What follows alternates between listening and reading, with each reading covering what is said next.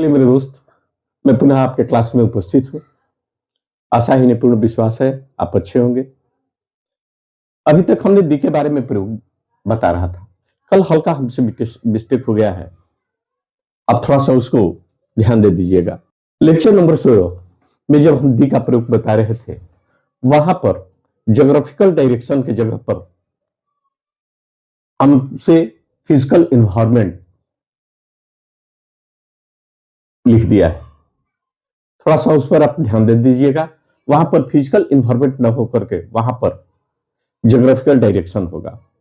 जिन जैसे the north, the south, the east, the west, इस तरह की।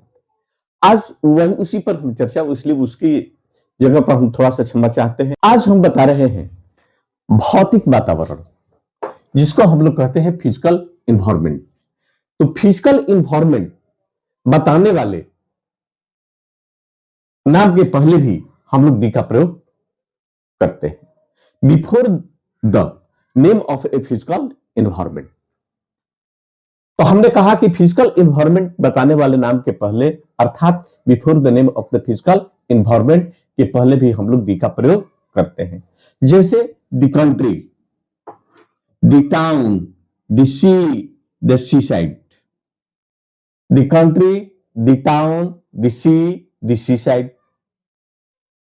The rain, the wind, the mountain. The rain, the wind, the mountain. The fog, the weather, the night. The fog, the weather, the night. The future, the rivers, or the sunshine. So, the country, the town, the sea, the seaside, the rain, the wind, the mountain, the fog, the weather, the night, the future, the universe, the sunshine। अर्थात ये सब जितने भी है वह क्या है, physical environment है। और इसलिए इस फिजिकल इन्वायरमेंट बताने वाले नाम के पहले भी हम लोग दी का प्रयोग करते हैं। अब दूसरा हम लोग देखते हैं भौतिक स्थान, फिजिकल पोजीशन। तो फिजिकल पोजीशन बताने वाले नाम के पहले फिर हम लोग दी का प्रयोग करते हैं। Before the name of a physical position. Before the name of the physical position, इसके नाम के पहले भी हम लोग दी का प्रयोग करते हैं। जैसे द टॉप ऑफ, या ऑन द टॉप ऑफ भी कहते हैं, दोनों बात कहते हैं। द टॉप ऑफ कहते हैं और ऑन द टॉप ऑफ कहते हैं। ऑन टॉप, लेकिन इसका जो है हम लोग ऑन टॉप और ऑन टॉप ऑफ भी कह सकते हैं। इसके पहले हम लोग दी का प्रयोग नहीं किए हैं, तो ऑन टॉप और ऑन टॉप ऑफ भी कहते हैं। द टॉप ऑफ भी कहते हैं, ऑन द टॉप ऑफ भी कहते हैं, लेकिन इसको ऑन टॉप और ऑन टॉप ऑफ भी कहते हैं। एट द बॉटम, टॉप माने आप जानते हैं ऊपरी तल जिसको हम लोग कहते हैं, और एट द बॉटम यानी अर्थात निचली तल, the at the bottom of. तो हमने बताया है फिजिकल पोजीशन। तो come to the top, the front of, the back of, the centre of, the side, the outside, the inside, the centre. तो फिजिकल पोजीशन हमने कहा था on the top of, on the top of, come to the top, the front of, the back of, the center of, the side, the outside, the inside, the center। तो इन सारे के पहले हम लोग देखें कि साइड जो है ये फिजिकल पोजीशन है, आउटसाइड जो है फिजिकल पोजीशन है, इनसाइड जो है फिजिकल पोजीशन है, सेंटर क्या है, एक फिजिकल पोजीशन है।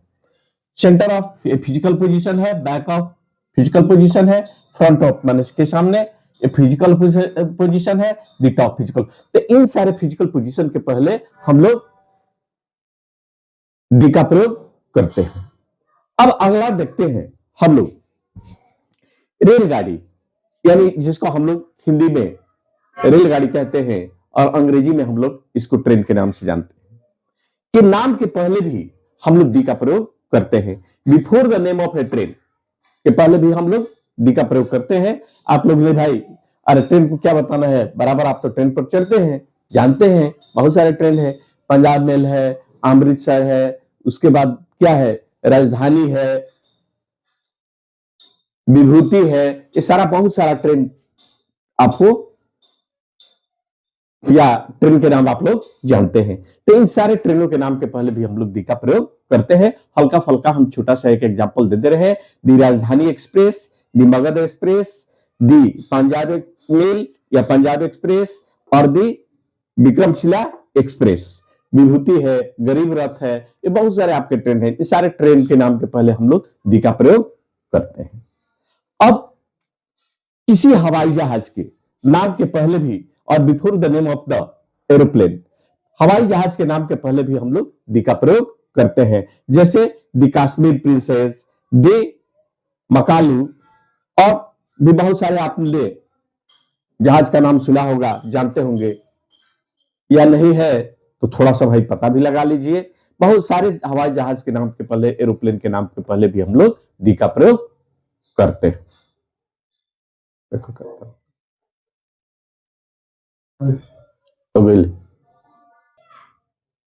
अब हम कल और भी जो बाकी है धीरे धीरे हम आपका क्लियर करते जा रहे हैं।